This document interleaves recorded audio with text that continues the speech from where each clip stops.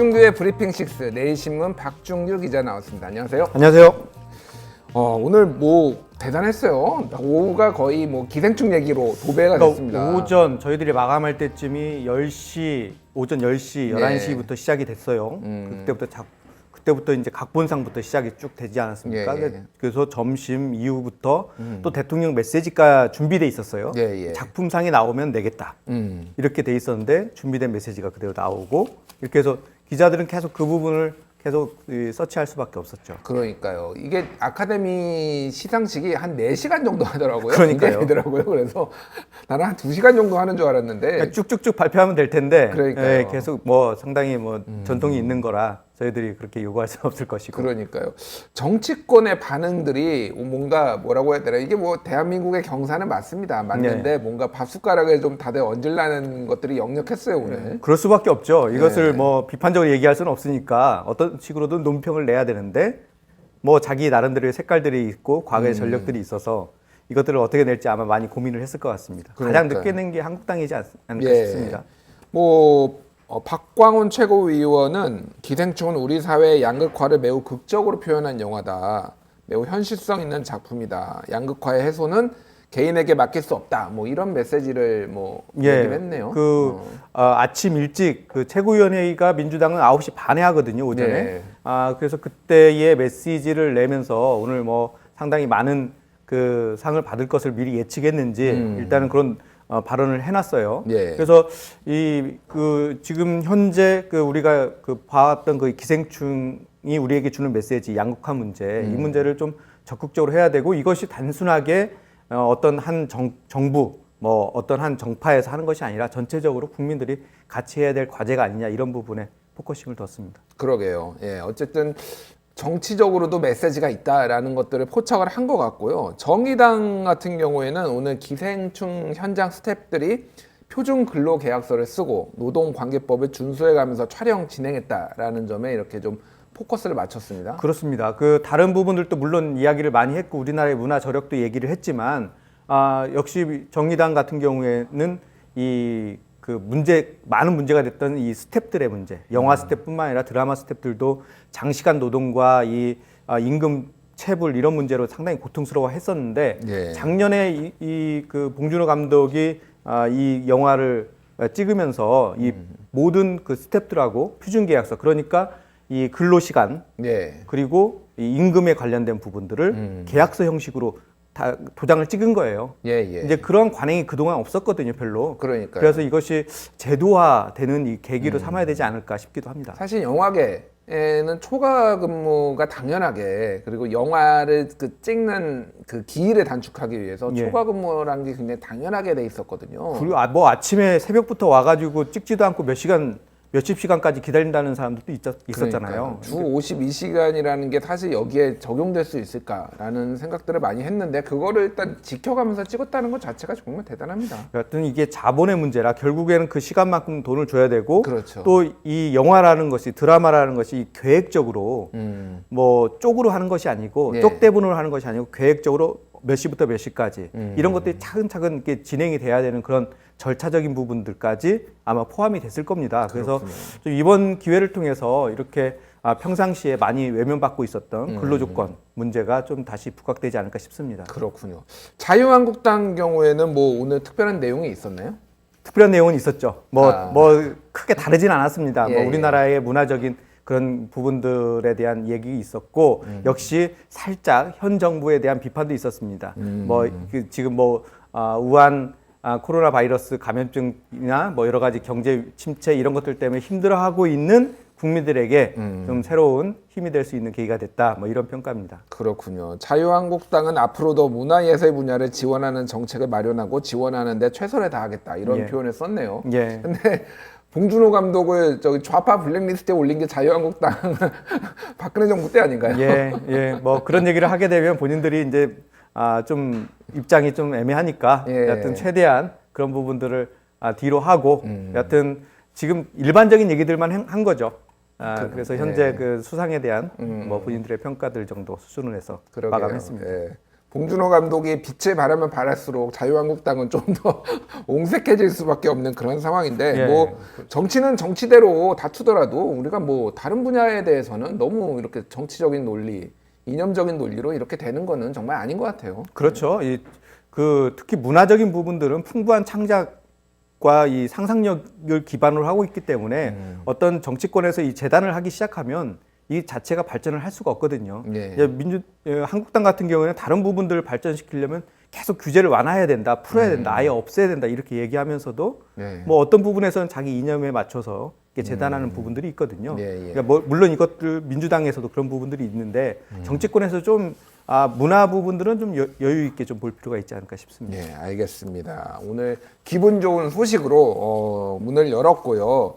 자, 어제 굉장히 많은 일들이 있었어요. 일단 그 보수통합 네. 관련해서 급물살에 탔다 이런 평가들이 나오는데 유승민 의원이 기자회견을 했습니다. 그렇습니다. 뭐 유승민 의원이 기자회견을 하기 직전까지만 해도 이게 무슨 얘기일까 이렇게 싶었고요.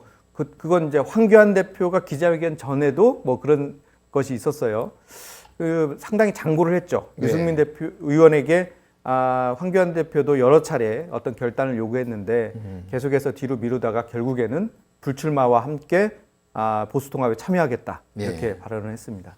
그래서 뭐 이제 그 메시지가 핵심 메시지는 불출마 그리고 조건 없이 통합을 하겠다. 다만 3원칙을 지켜야 된다라는 거가 이제 탄핵의 강을 건너자. 그리고 개혁 보수가 돼야 된다. 그렇죠. 그리고 새로운 정당을 예. 만들어야 된다. 요 세 가지를 얘기를 했는데 예. 사실 저는 그거를 가만히 듣고 보면서 아무런 조건이 없다라고 하지만 저게 사실은 3원칙이 제일 어려운 게 아닌가. 저는 그 생각이 좀 강하게 들더라고요. 그렇죠. 처음에는 이제 탄핵의 강을 건너자 이렇게 얘기해서 네. 본인이 본인이 박근혜 전 대통령의 탄핵에 참여한 것을 가지고 이 소위 친박 쪽에 현재 그 한국당의 핵심인 친박 쪽에서 문제 제기를 하지 않아야 된다. 예. 그래야 통합이 가능하다. 이런 부분을 강조했다가 이게 이제 약간은 유야무야 됐어요. 그 황교안 대표도 두루뭉술하게 넘어갔고 친박 쪽에서는 뭐 더 이상 언급을 하지 않는 수준에서 예. 이게 계속 거론하게 되면 사실은 안 되니까 예, 예. 이 개혁 공천 부분을 아주 강하게 얘기했어요. 그걸 말씀하신 대로 내가 지분을 요구하진 않겠다. 공천이라든가 여러 네. 가지 부분에서 그러면서 두 가지를 얘기했어요. 개혁 공천을 해야 된다. 네. 또 하나는 우리 당직자를 고용 승계해달라. 예. 이 두 가지인데 저는 이 두 가지가 핵심이라고 봅니다. 개혁 공천이라고 하면 소위 현재 한국당의 주 세력인 친황계, 예. 친박계 이분들 중심으로 공천을 해서 안 된다는 거거든요. 예, 예. 그 얘기는 다시 얘기하면 본인 새로운 보수당뿐만 아니라 새로운 세력들이 좀 많이 들어와서 이 당의 주류를 바꿔야 된다 예, 이런 예. 얘기고요. 그렇다면 본인이 들어갈 자리가 충분히 있어져야 된다 이런 얘기로 등치시킬 수 있는 거죠. 그렇군요. 이게 또 시점이 이제 그 황교안 대표가 때밀려서 불출마 선언을 한 직후에 나온 거라서 뭔가 자발적으로 불출마를 이렇게 희생하는 모습을 던진 거는 아무래도 길게 봐서 이번 총선에서 어느 정도 승리를 한 다음에 길게 보면은 다음 대선에서 어떤 대권 후보로 좀 본인이 이제 다시 한번 도약을 하려는 그런 걸로 좀 봐야 되는 거 아닌가요? 당연히 대권을 고려한 행보라고 볼 수 있을 텐데요. 근데 지금 이제부터 시나리오가 어떻게 진행될지가 상당히 중요합니다. 예. 아마도 말씀하신 대로 총선 이후에 어떤 이 당내의 권력 구조에 대해 상당히 관심이 있었을 거예요. 예. 황교안 대표가 아마 뭐 어떤 식으로든 이 종로에서 어떤 성과를 거두냐가 상당히 중요할 것 같고 또 총선에서의 결과가 어떻게 되냐가 되게 중요할 텐데 예. 일단 총선에서는 대략적으로 볼 때 일당은 한국당이 가져가기 어렵다. 그렇다고 보면 그 누군가 책임을 져야 되는 거 아니냐. 예. 그럴 때 당연히 당대표가 책임을 지죠. 황교안 당대표. 그렇죠. 예. 그러면 황교안 당대표가 당을 그만두고 내려놓고 예. 전당대회를 새로 열겠죠. 예, 예. 그러면 책임을 물었던 사람이 후보로 나오기는 어렵거든요. 그렇죠. 그렇다면 이제 유승민 의원이 당연히 후보로 올라가서 거기서 뭔가 승부를 볼 수 있겠죠. 그리고 이번에 당대표가 되면 예. 대선까지 가는 거예요. 아, 그렇군요. 예. 그 중간에 선거가 아무것도 없어요. 그렇죠. 아, 그렇군요. 그런 의미에서 보면 이번 그런 것까지 아마 고려를 해서 본인은 불출마를 선언하고 총선에 주력을 하겠다.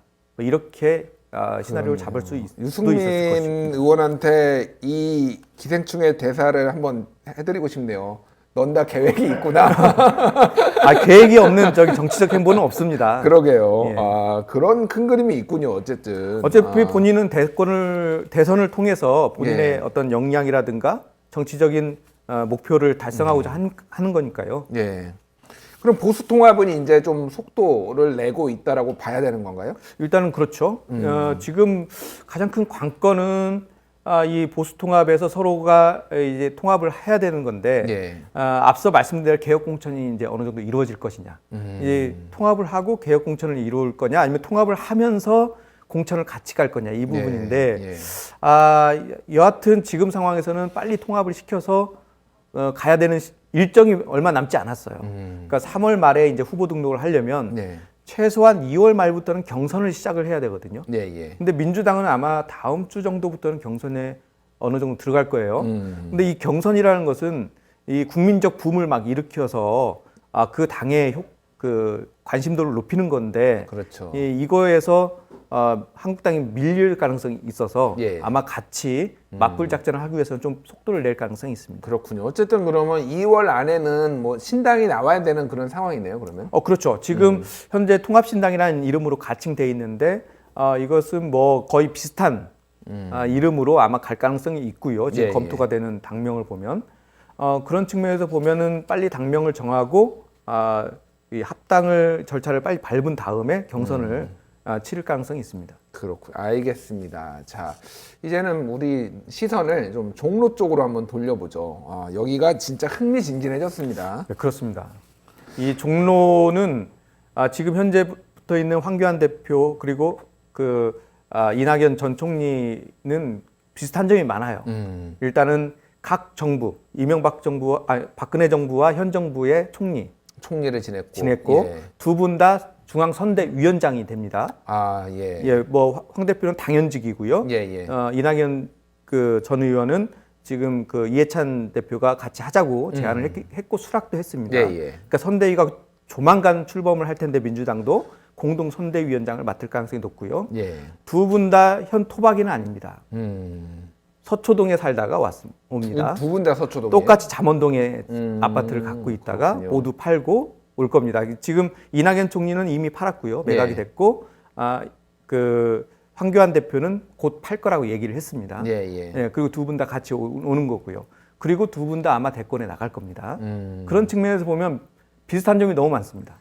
진보 보수라는 걸 빼놓고는 상당히 데칼코마니네요. 그렇죠. 보면은. 그렇죠. 성격도 약간은 약간 무게가 좀 들어가는 그런 분이죠. 이렇게 서민 밑으로 쑥 들어간다는 느낌보다는 약간은 조금 무게를 갖고 행보를 하는 그런 분으로 이제 많이 인식이 되고 있죠. 자, 그런데 이제 지금 여기에서 지는 사람은 치명상을 입을 것이다. 뭐 이런 얘기들이 관측들이 나오고 있는데 일단은 예전에 몇몇 여론조사를 돌려보면은 이낙연 전 총리의 어떤 뭐 스코어라고 해야 되나요? 지지율이 황교안 대표보다는 훨씬 높아서 어떤 조사에서는 거의 더블 스코어 차이가 날 정도로 이 정도였는데 지금 뭐 알 수는 없지만은 어떤가요? 어떻게 봐야 되나요? 좀? 지금 여론조사는 사실 매우 불확실하고 그 부분에 너무 포커스를 둬서 승부를 예단하기에는 좀 어려운 측면들이 많습니다.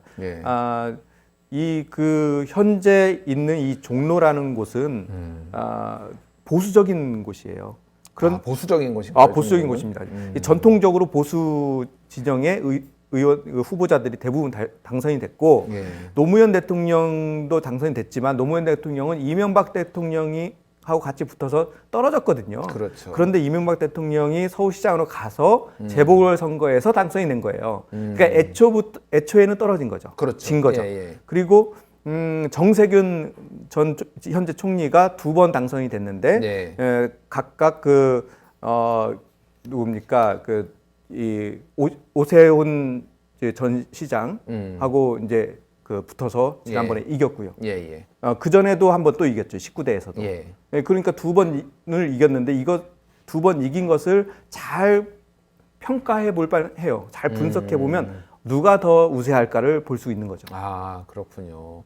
어쨌든 종로라는 데가 좀 특이하긴 해요. 왜냐하면은 평창동 구기동 이쪽은 좀 잘 사는 부자들이 좀 있는 데라서 거기는 그렇죠. 이제 굉장히 보수적인 동네고, 근데 이를테면 뭐 동대문 옆쪽에 창신동 예. 이런 데는 또 약간 서민들이 사는 곳이라서 그렇죠. 좀 더 이제 상대적으로 진보적인 표도 있고 막 섞여 있어요. 이 동네마다 편차가 좀 굉장히 극심하고 들쑥날쑥한 동네더라고요, 여기가. 그렇죠. 그렇기 때문에 이분들은 예. 사실 이분들을 공략하는 방식을 이제 정세균 의원한테 제가 여러 차례 들었거든요. 예, 예. 그러니까 자기가 어떻게 당선이 됐느냐. 사실 오세훈 의원하고도 여론조사에서는 20%포인트 이상 차이가 나게 지고 있었어요. 그랬군요. 그런데도 불구하고 그걸 어떻게 뒤집었느냐 이런 설명을 많이 했었는데, 대체적으로 보면 그 종로에 계신 분들이 갖고 있는 이 깊숙한 불만이 있어요. 왜 우리는 종로 1번지라고 하면서 뜨내기들만 오느냐. 그러면서 정세균 의원한테 당신도 한번 당선되면 그만 갈 거지 않느냐. 그렇군요. 이런 얘기들을 많이 했다는 거예요. 그래서 좀 아무리 여기가 대표적인 정치 1번지지만 그래도 좀 나의 그 정치인들이 왔으면 좋겠다 이런 게 있고요. 그런데 지금 그 부분에서는 두 분 다 장담을 할 수 없죠. 장담을 할 수 없는 게 아니라 사실은 두 분 다 뭐 대선에 나갈 거면은 누가 됐든 그만둘 확률이 중간에 그만두는 거죠. 중간에 그만둘 확률이 매우 높네요. 예, 그래서 아마 그 부분에 대해서는 둘 다 그 치명적인 어떤 허점이 갖고 있는데, 그러니까 뭐 이게 좀 쉽게 말하면 쌤쌤이네요. 그렇죠, 그렇죠. 예, 둘 다 마이너스고 같은 예. 점수로 되는데 지금부터는 큰 아이템으로 접근하는 것을 싫어해요. 이분들도 물론 이 중요한 싸움인 걸 알지만 결국은 내 생활과 얼마나 관련이 있는 그 역할을 해줄 거냐가 중요하거든요. 예. 그래서 그 깊숙하게 들어가서 그분들의 아픔과 어려움들을 챙기고 그것을 공약으로 내세우는 거. 예. 이 부분에서 정세균 의원이 본인의 장점은 거기에 있었다라고 얘기를 하거든요. 그렇군요. 과거에도 보면은 지금 뭐 오세훈 전 시장은 상당히 그 많은 아젠다들을 거의 대권 아젠다들을 내세웠거든요. 그런 측면에서 저는 그 현재 그 황교안 대표가 너무 정권 심판론을 내세우는 것은 이 표심을 확보하는데 좀 어려울 것이다. 그렇군요. 저는 그렇게 보고 있습니다. 예, 저기 뭐 두 정당 관계자분들이 이걸 좀 보셔야 될 텐데요. 우리 박정주 기자가 분석한 것을. 제가 사실은 종로에 한 80년대 중반부터 90년대 초반까지 그 동네 살았어요. 예. 그래서 예전에 이제 민정당의 이종찬 의원 예, 시절부터 대표적인 제가 신분이죠. 이렇게 이제 쭉 봐왔는데 종로가 참 독특한 부분이 있어요. 사실은 굉장히 한 곳에 몰아주지 않습니다. 이게 원래 좀 보수적인 색채가 있는데 이종찬 의원은 민정당 내에 약간 뭐 소장파 같은 그렇죠. 느낌이었어요. 또 나름 그래서 정치번지의 약간 느낌이 그런 예. 데서 또 발현이 되는구나라는 걸 느끼고 그랬는데 어쨌든 이번에 누구의 손을 들어줄지 굉장히 그 관심이 가는데 중구하고 합쳐진다는 얘기가 있어요. 합쳐질 수도 있다 이런 건데요. 현재 선거구 획정을 논의하고 있는 단계에 있어요. 예. 그래서 지금 보면 종로 인구가 좀 줄어들고 있고 중구 인구도 좀 줄어듭니다. 그러면 그 옆에 있는 성동구랑 어떤 식으로든 조금 획정을 다시 해야 되는 게 아니냐 이런 얘기들이 오가요. 예, 그러면 어떤 방식으로 획정을 하냐에 따라서 이 유권자 대상이 달라지는 거죠. 그렇군요. 그러면 중구 쪽의 예. 사람들이 올 가능성 같이 해야 되는 상황이 되는 거죠. 중구가 분구가 돼서 일부는 여기로 가고 여기로 가고 이럴 가능성도 있는 거예요. 그런 가능성도 있죠. 오. 지금 이게 상황이 어떻게 될지를 전혀 모르는 거예요. 그래서 예. 성동구에 계신 분들은 우리는 성동구만 자체적으로 선거구를 해달라 이렇게 예. 요구하기도 하고요. 중구는 또 생각이 다른 거고요. 근데 중구에 지금 의원도 나갈 준비가 다 준비가 돼 있잖아요. 돼 있죠. 지금 예비 후보들. 돼 있죠. 근데 복잡해지겠네. 만약에 선거구 그렇게 되면은. 획정이 아직 안 되고 있는데 예. 이게 획정이 실제로 법이거든요. 이게 법을 고쳐야 되는 거거든요. 예. 이게 논의가 되기 시작하고 법안이 만들어지면 엄청난 일들이 생길 겁니다. 그렇군요. 이게 2월 말 예. 늦으면 3월 초까지 갑니다. 잘 감이 안 왔는데 일단 종로하고 중구가 합쳐질 수도 있다라고 하니까 예. 이미 난리가 날 수도 있겠다는 생각이 그럼요. 확 말씀하신 드네요. 대로 지금 예. 이미 그건 현역 의원이 있고요. 예. 또 준비하는 사람들이 많이 있기 때문에 뭐 과거에는 한석인가를 줄이는데도 엄청난 일이 생겼거든요. 예, 근데 예. 지금 줄여야 되는 게 강남도 좀 줄여야 되고요. 예. 또 호남도 좀 줄여야 됩니다. 그러니까요. 근데 안 줄이려고도 하고 막 그러니까 지역구 의원뿐만 아니라 그 지지자들 또 주변에 있는 그 사람들 해서 상당한 그 혼란이 예상이 됩니다. 그렇군요. 알겠습니다. 여기는 계속 우리가 아마 앞으로도 계속 얘기할 것 그렇죠. 같아요. 종로 얘기는 계속 할 것 같습니다. 알겠습니다. 지금까지 브리핑6의 내일신문 박준규 기자였습니다. 감사합니다. 감사합니다.